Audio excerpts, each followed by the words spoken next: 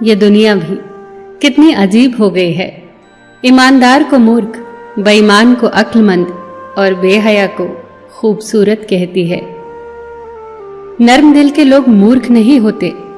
वो जानते हैं कि लोग उनके साथ क्या क्या खेल खेल रहे हैं, लेकिन फिर भी वो नजरअंदाज करते हैं, क्योंकि उनके पास एक खूबसूरत दिल होता है।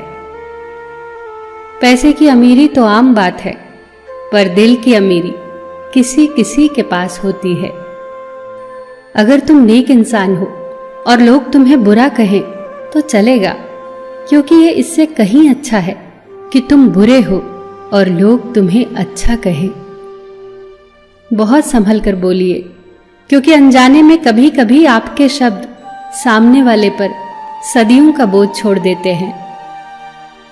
किसी के साथ पूरी उम्र अच्छा कर लो, पर किसी कारण मजबूरी में कभी एक बार अच्छा न कर पाओ तो सारी अच्छाइयां खड्डे में गिर जाती हैं।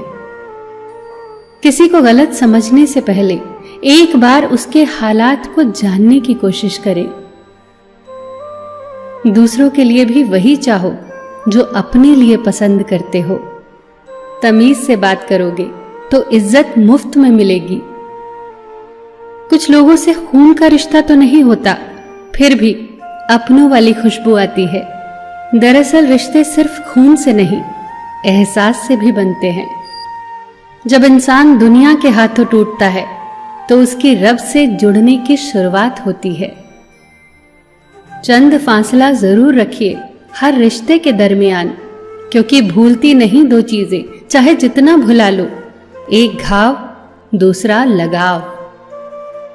एक दिन किसी ने पूछा, कोई अपना तुम्हें छोड़कर चला जाए तो क्या करोगे?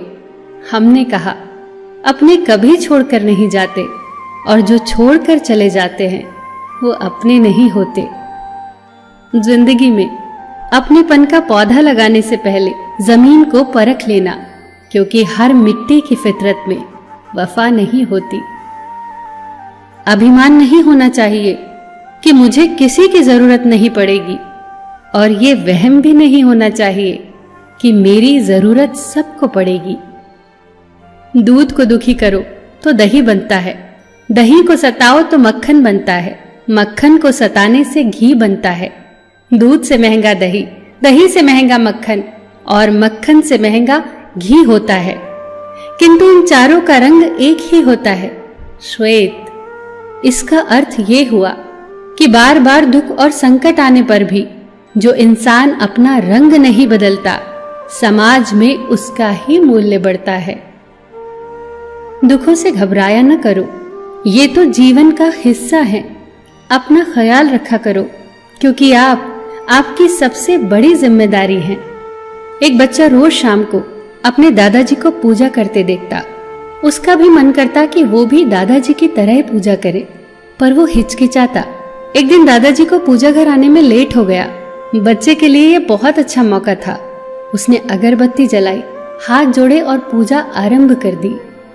भगवान जी, मेरे दादाजी को स्वस्थ रखना, दादी के घुटनों का दर्द भी जल्दी से ठीक कर देना, क्योंकि अगर उन्हें कुछ हो गया तो मेरे लिए चॉकलेट कौन लाएगा, मुझे कहानियां कौन सुनाएगा।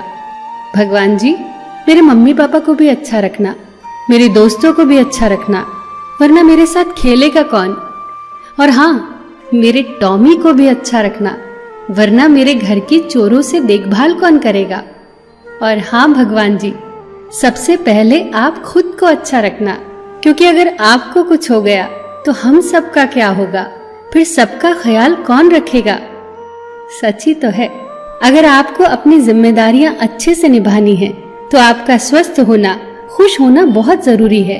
इसीलिए तो मैं हमेशा कहती हूँ कि सबका ख्याल रखना, पर अपना भी ख्याल रखना। हमेशा मुस्कुराते रहना, कभी अपने लिए तो कभी अपनों के लिए।